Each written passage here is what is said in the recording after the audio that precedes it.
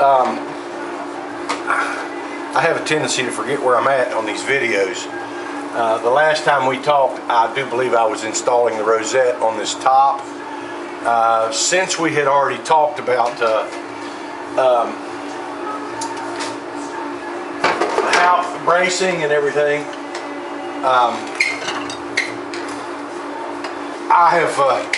I've gone ahead and braced this top and used the go bar deck and put the braces on. I will talk to you a little bit about braces. I pretty much kind of pre-shape my braces. This is for another top that I'm working on, but this is for a dreadnought, so it's actually a little bit bigger. But I'll go ahead and pre-shape them. Like I talked about when I was doing the back braces, I will glue this X together, and then I will go on my dish, 28-foot dish, and I will sand this whole thing out so that this entire X is a 28-foot radius on the bottom. I'm using a rosewood bridge plate. You know, as I've said a bunch of times, I am no expert on this stuff, so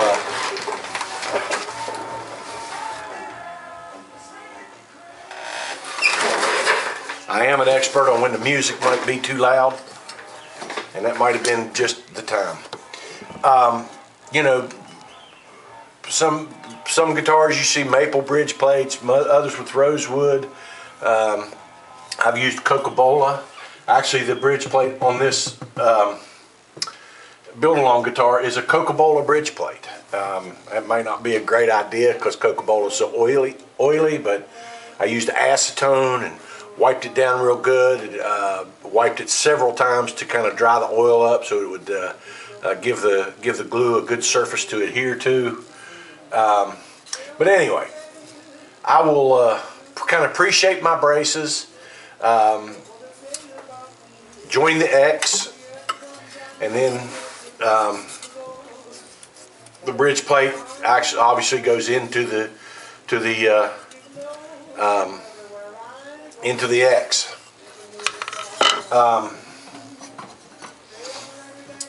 The tone bars and these small braces, I do not tuck them in. You know, these will I just butt these against here. In the past, I used to notch these out, and then I would notch these on an angle, and once this is glued to the top, I would push this up in, but that was creating stress. This is just my opinion. When you push that up in there, this is wanting to raise up because it's obviously it's going in there tight, and that's raising that up like so. That's creating stress.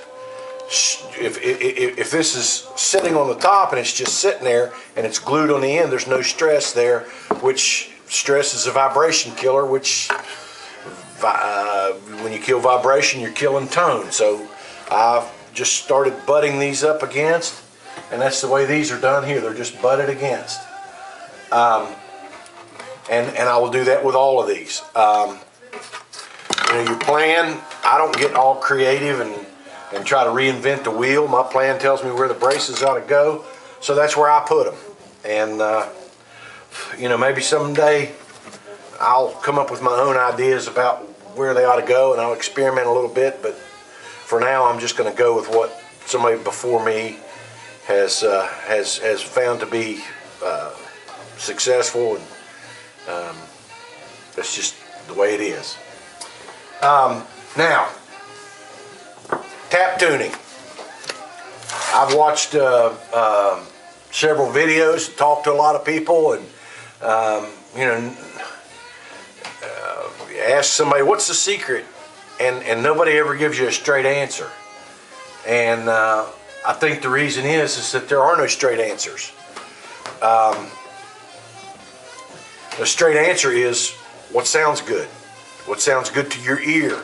What is it that you're looking for? Now, there are certain things. I've read Roger Siminoff's book, The Art of Tap Tuning, and it's got some great information in there about wolf notes and about different pieces of wood work together, and how if a brace is,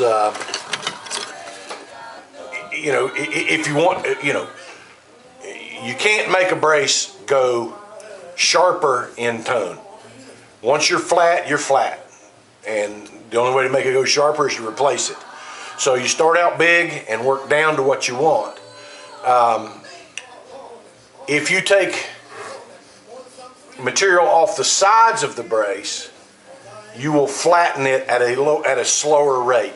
If you take material off the top of the brace and make it thinner and much more flexible, then it will go flatter much quicker.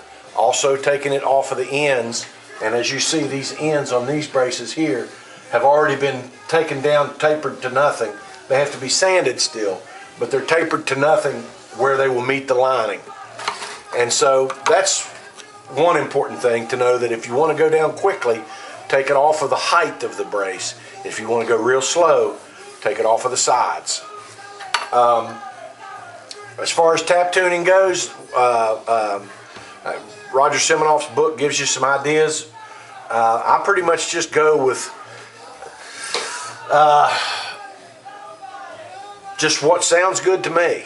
I mean, they actually tell you in here, but this book would say, okay, the upper legs of the X brace ought to be a G.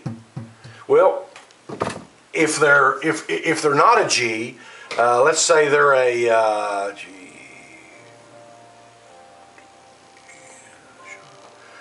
whatever, and to get to a G, you'd have to shave them down to almost nothing. Well, then that's obviously not possible. There's, that particular piece of wood is just not going to tune to that note. So you just kind of have to basically transpose the key if you want to go by these numbers. I don't do that. I have made this frame. This frame's made out of MDF. It's very heavy, very dense, and I can clamp a top or a back. You can flip it over this side. We'll clamp it back, and it's very dense, and it will allow me to tap on that. And basically, I have tuned this top to where, I don't know if you can see this or not. I doubt it. This thing came over on the Mayflower, but it still works, and so that's good enough for me. This is set for an A note, and if I tap this bridge plate, you can see, I hope you can see that is playing an A. And basically what I did was I just started tuning the braces to what I know is a reasonable size for the braces. And call them back to a reasonable size without getting, without taking away too much strength. I mean, yeah, it'd be wonderful to have a guitar that just sounded like, Angels made it, but if it only sounds that way for 6 months and then starts coming apart, you haven't done your job. So, you got to leave plenty of strength there. And that's what I have done here, and I've left it pretty much where I'm happy with this top. Now, this I can flip this thing around. You can see these are reliefs cut here, and I can actually put this back, take that top out, flip this around, put this back in here, and clamp this back in place with these cute little cam clamps I made. And that will clamp in there, and then I can turn this around and do the back.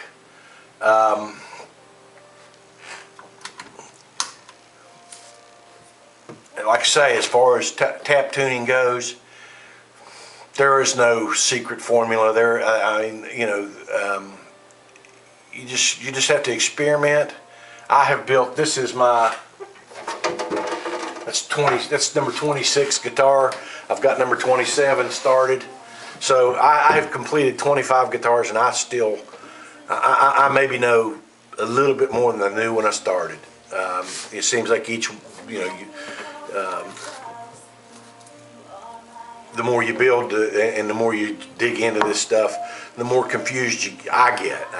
Some of these guys have these big old 3-decker brains on them that they sit and analyze this stuff, and I just, that's not the way I think. I guess I'm more of a trial and error guy, and so I don't get many complaints about how my guitars sound, so I must be doing something right. Like I say, guys, just, it's a balancing act between tone and strength, and so that's about it. Now I will tell you, like when you're on this bike,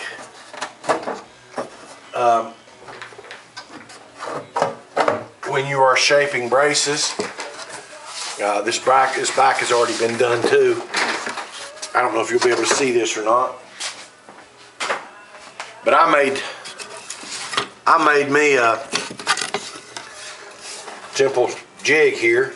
That is a 28-foot radius with a relief cut for the back splice, and I can put this in my radius dish. This is a flat board right here, and I have this little plane, and this controls the angle that I shape these braces, and you can flip this around, and this thing is very easily made, and it gives you a pretty nice looking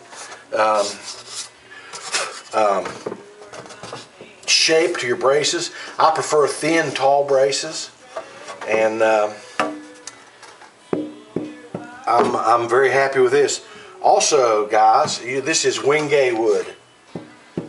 If you have not used Wingay before, I suggest you buy some of it and try it out, because it's inexpensive, and according to Irvin Samaji, I assume that's how you pronounce his name, he says tonally it rivals Brazilian rosewood. It's not as pretty, but boy does it ring. So anyway, guys, that's it for today. That's my knowledge of tap tuning and bracing poured out in less than 10 minutes. Thank you for watching. Shoot me any questions you have. I'm trusting that everybody got their plans. I finally got those sent out. I apologize for that. Elderly Instruments kept telling me they were sending them, and then when I finally got to somebody on the telephone, they said, oh, those are back ordered. So I got them from someplace else and got them shipped out to you guys. I apologize for that. But any questions, shoot me an email or talk to me on the forum. Thank you.